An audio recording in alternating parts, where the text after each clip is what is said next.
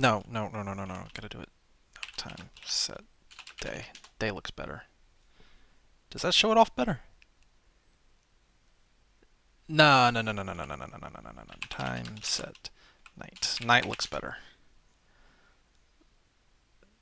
No, no, no. Day. Daytime. Daytime for YouTube. No, I think probably what. Oh, hi, hi, hi, guys. I didn't see you standing there. Well, I guess we're doing it daytime, huh? Hi, guys. Vex here, and I have been working on the Super Hostile Online remake, relaunch. Yes, that's the word. Um, and so right now, the main thing I've been working on rebuilding is the housing and the city center. And the next will be dungeons and probably more housing and shops. And then probably one of the final things I'll do is work out the numbers on the economy and expected gold generation per day, expected player expenditure of gold per day, and do the all that kind of good old balancing. And now that's going to depend. We got some patches coming out for Minecraft coming down the works, and they are messing with the numbers behind the scenes on the food. That's actually really important to the player economy of SHO, so that's going to have an impact. So I need to be sure to take that into account when I'm updating. So one of the things I'm trying to do is uh, one request was to try and make getting around the city a bit faster, and there was just kind of a bit of fluff, especially with the player housing. There was a lot of space that you just have to walk. And so, for example, like I'm trying to take things out of there. This is one of the more recent things. I was taking stuff out of the market and putting it right here so that as you teleport back and you go, you move on out again, you've got all the probably the most common things that you might buy are right here to either side. So you do less walking. Uh, and you'll see like things have been moved around. Again, this is a draft; it's not final. I don't know if I'll have the food thing there because I'll probably want multiple of them, but I'll work with Amlip to get that sorted out. That is the food cooking thingy. So you can see, actually, I've got a lot of these areas marked off and mapped out to put things, and there's that's just stuff over there. I was working on like parts to buildings and whatnot, just floating out in space. Uh, but I just wanted to give you guys a little sneak peek and tell you what I'm working on and why I'm doing it, and why I think it'll make your time spent on Super Hostile Online a lot nicer than the alpha build. I guess like the first run, you can think of it as like a pre-alpha or maybe an alpha, and this would be like a beta. Although the beta is supposed to have like all the features in the game, and I guess it will. Like it is going to have all the dungeons, not at launch, but it won't be. There should When I launch SHO again, there shouldn't be any systems missing from the game. Like there'll be content. Like I'll need to make content. Like not every dungeon and housing area will be in there. Um, Unless I just sit on it for a really long time and release it all at once and it's completely finished. Um, but that would probably I don't want to make you wait that long, and it'll probably take you a while anyway to get through the stuff. Uh, but the important thing is like I won't be developing too many new systems after launch. Like they'll all be in place already, and it's just a simple matter of like, let's go make some dungeons and housing areas. Um, So right off the bat, you'll notice that the city walls are closer. The city's been is now more compact, and the player housing is in the city still, but it's been implemented differently with instances. So I'll briefly explain instances, just in case, for completion's sake, if you've never heard of that sort of thing before. I think most people have, so I'll make it quick. So say in an MMO, you go into a dungeon and you hit a loading screen and you zone into the dungeon. Now, that could be a public dungeon that's open to everybody that could come in there. So you could see the whole population of the server in there if they came in there. But a lot of the time, what it is it's a copy of the dungeon private to just to you and your group. So that's called instancing. So there's instance A. You go in there, it's spooled up by the server software just for you and your group, and then maybe 10 more people come in, so you have like instances 1 through 11 at that point. Uh, and so each person gets their own private instance. So I'm doing that same kind of thing with the housing. Now, what happened in Valgard, the first iteration of SHO, is I thought, I'd have enough player housing, and I was really blown away by how popular SHO was. So that's my bad. I should have anticipated growth more. But this is my first. It is my first time doing like persistent server multiplayer stuff. Like I had made some multiplayer matches, uh, multiplayer maps for match-based gameplay, like with Seth Bling's Ghost Squadron, obviously Race for Wool. But those are not persistent. They're match-based. Like you play a match and it's over, and that's it. So the persistent server thing is a totally different animal. And so I appreciate your patience as I get used to working with and designing gameplay elements for this environment. So this is so SHO.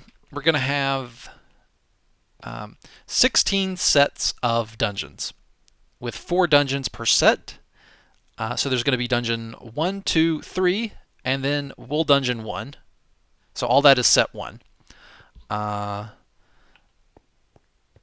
then when you beat the Wool Dungeon, you'll get a tag, and you'll get House 01. Now that tag will, if you look at this, you have to have the tag to enter the thing. So getting access to these housing instances is your reward for clearing, is one of the rewards for clearing the Wool Dungeons. Because a super hostile map has 16 wools to retrieve, and SHO is going to have 16 Wool Dungeons to beat that go in increasing difficulty. And the first dungeon, the first few dungeons may just be natural spawns with no spawners at all. And that's a good thing, because if you think about, there's 16 sets of 4 dungeons each. That's basically, there's 3 normal dungeons and the themed Wool Dungeons. That's a lot of content to chew through. So the difficulty curve, I've been mapping it out. I've got a spreadsheet, and I've got all of it written down and planned out, and basically doing a lot more planning this time around. And it might take longer, but I think you guys, as the players, will appreciate the quality improvement. Speaking of quality, let's take a look at an example. So housing area number 1, Valgard District. And over here is housing area number 2, Infernal Sky District. Each housing area is going to have its own banner you can fly, and I think I might put a shop in there so you can buy the banner of the housing district and show off your community pride, I guess. So each housing district is going to be themed after the dungeon that you do to unlock it. And I was sitting here thinking, I've got the Super Hostile series, and this is Super Hostile Online. The first iteration of SHO didn't have that many references to Super Hostile maps, and I intend to fix that. So you may notice that's the Infernal Sky District. The second Wool Dungeon is going to be themed after Infernal Sky. So you're going to see themes of Super Hostile maps returning in these areas. So anyway, let's go check out the very first one. This is Valgard themed. So this is the easiest one to get access to. And we're going to go on in here. So as you can see, there's slots.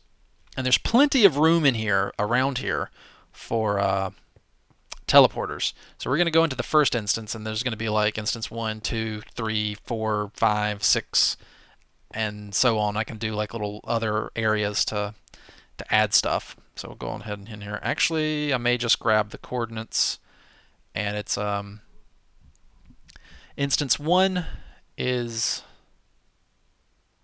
1,121,000, so I'll just TP there. TP Vechs to 1,121,000. And here we are. This is the first housing instance of the Valgard district.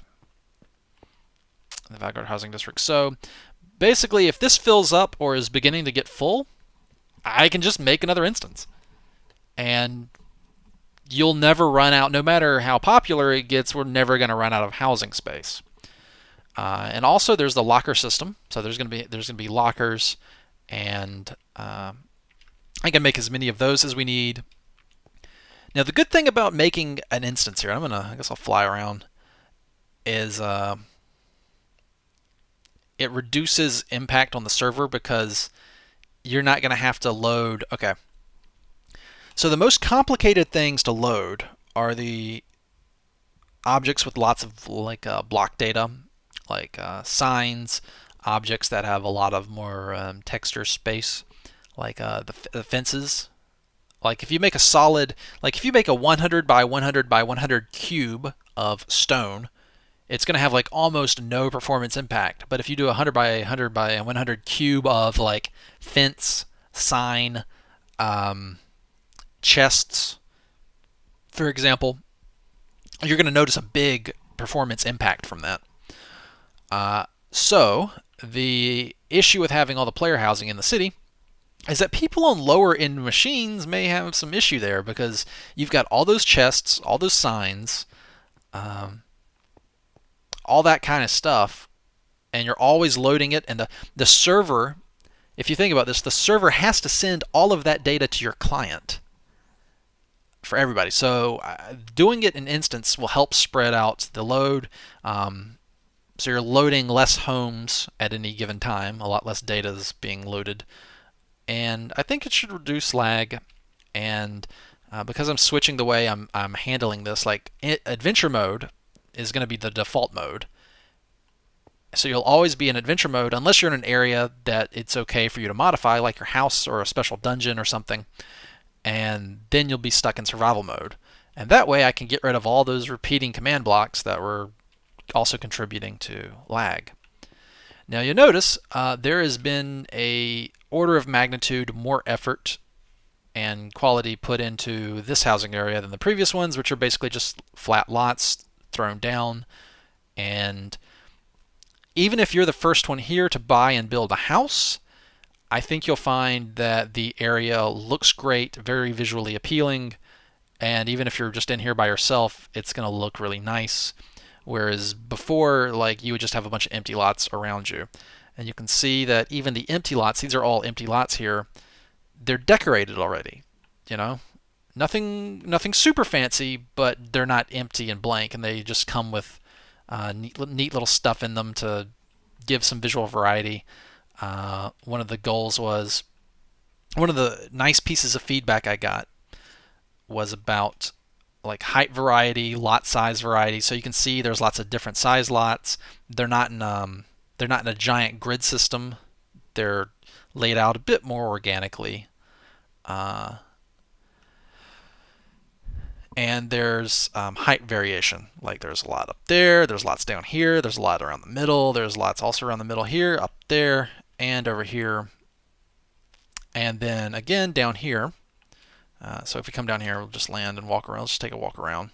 I think that I love the way this area looks at nighttime. I'm really proud of this.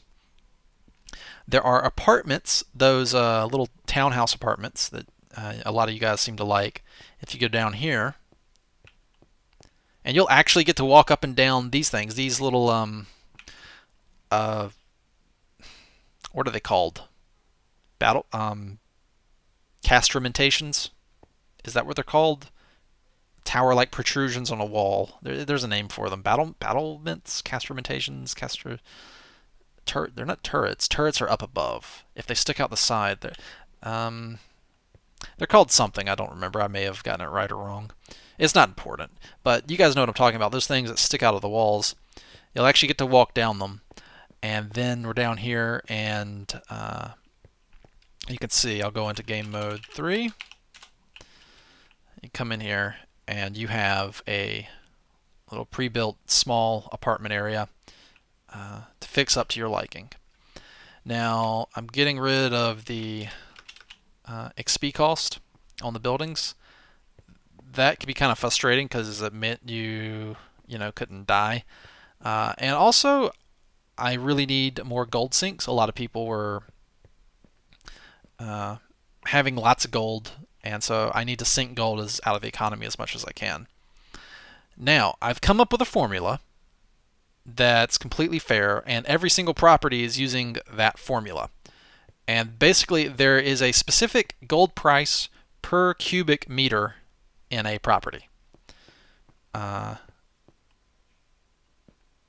So if you see a property, the gold price of it is directly, like, I just pulled out a calculator and did the divisions on it for every property. Like, I would measure the volume of it in MCEdit and then plug it into my formula.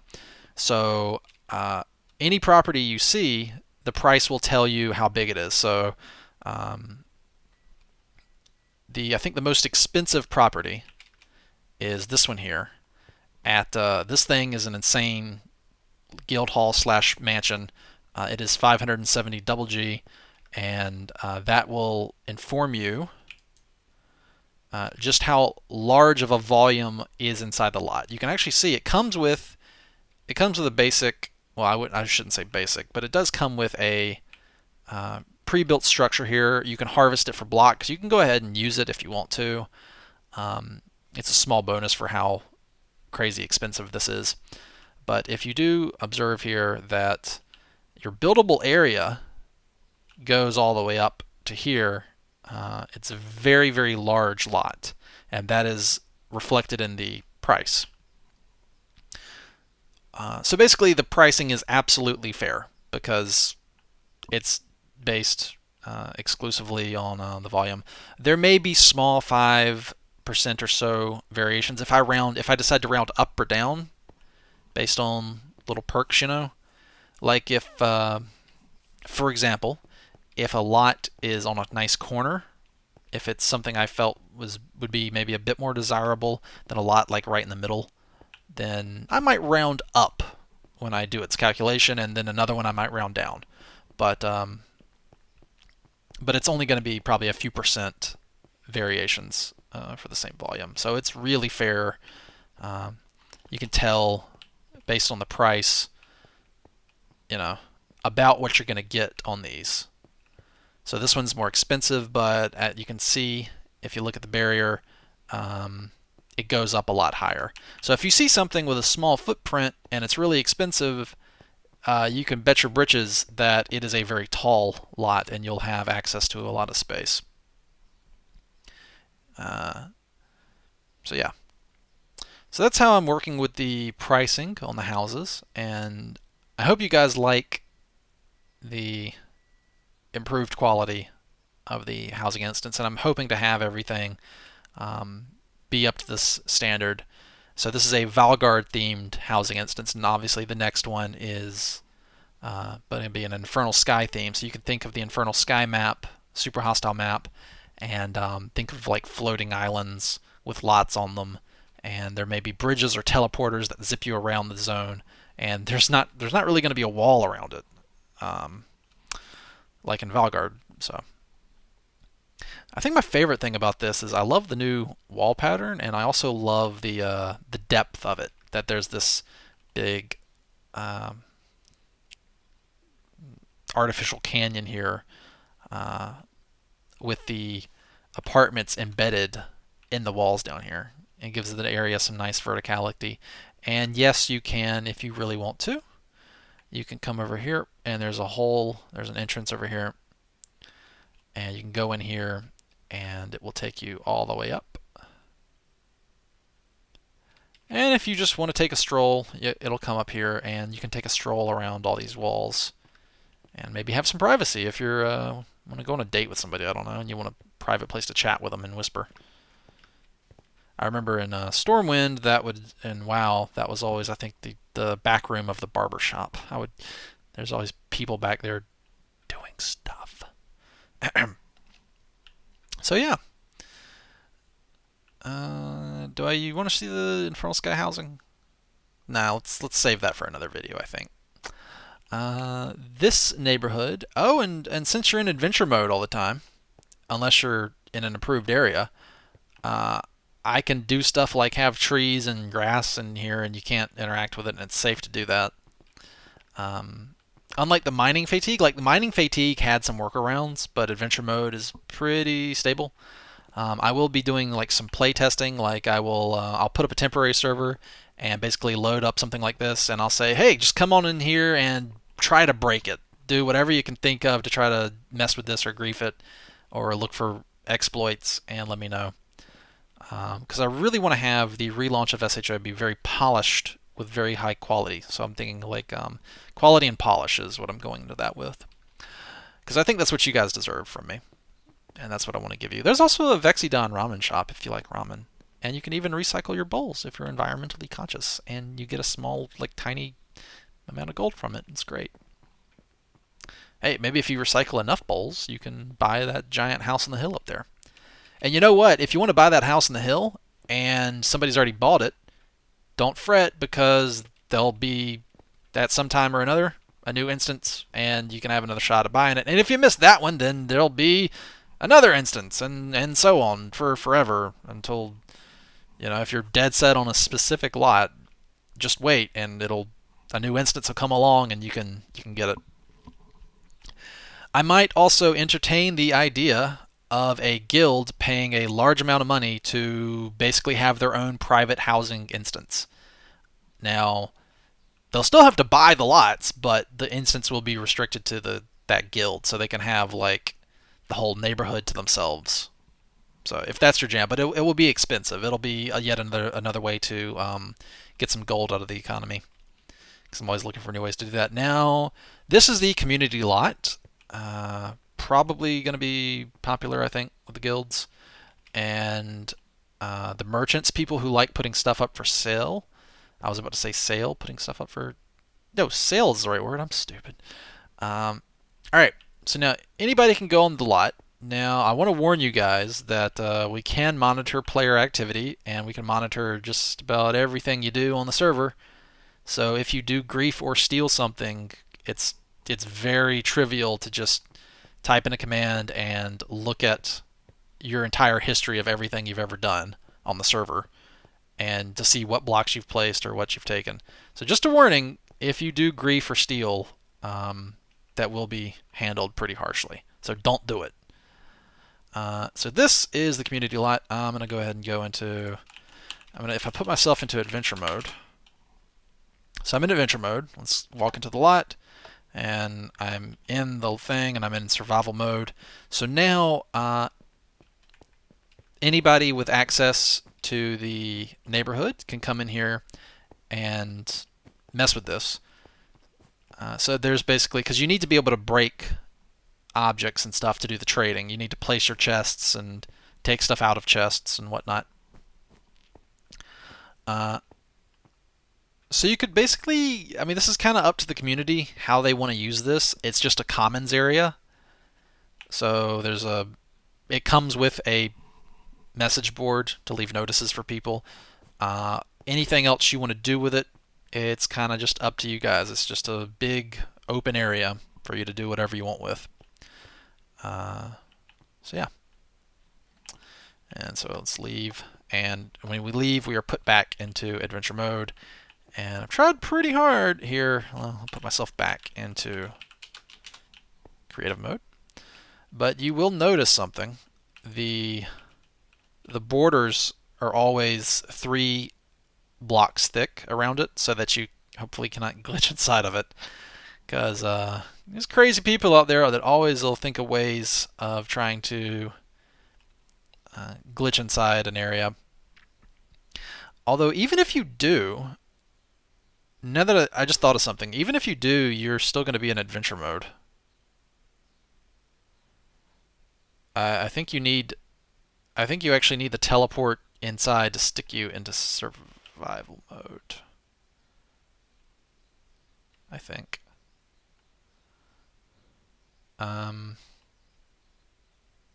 Yeah, so the lot security should be pretty high, and you know if something did happen, um, the mods and I have a very effective means of tracking that down, tracking down any kind of griefing or anything, kind of exploits like that. So yeah, I think it's all pretty cool. I'm just gonna chill here for a sec, show it off. Um, this is one of the things I've been working on, and I think it's turned out really well. I got the color scheme down. The Valguard's color scheme being orange, white, and gray, with some splashes of blue here and there.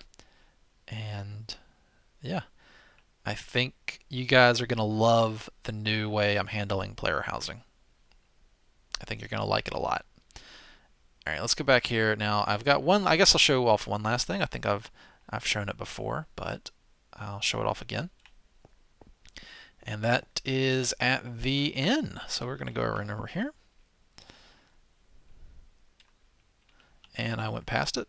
And let's stop at the inn. So Valguard Inn and storage lockers.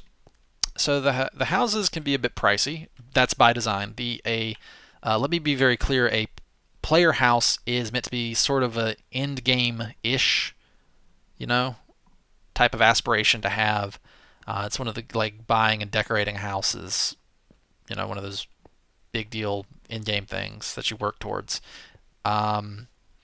I'll make a note that Super Hostile Online, like the first launch, like people had the first housing, like they had those first houses within a few hours of playtime, and that's not really how I meant it. Like, could you imagine playing an MMO and hitting max level after a few hours? That'd be a little silly, right? And I know, like, SHO is not an MMO, right?